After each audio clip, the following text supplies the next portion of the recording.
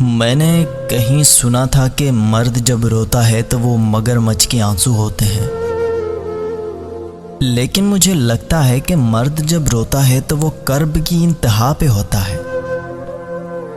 कुछ तो इसने जरूर ऐसा खोया होगा जो उसने कभी संभाल कर रखा होगा।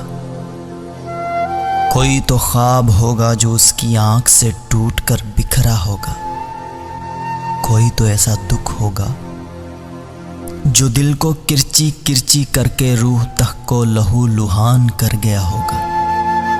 कौन कहता है कि मर्द को दर्द नहीं होता, मर्द मजबूर नहीं होता। कसूर औरत का नहीं होता। कभी कभी मर्द की तबाही में औरत का ही हाथ होता है। मर्द भी इंसान होता है, फरिश्ता नहीं। कभी दुख से तड़पते मर्द की सुर्ख अंगारों सी दहकती आंखों में जरूर झांकना और देखना मर्द दुख में कितना तन्हा होता है।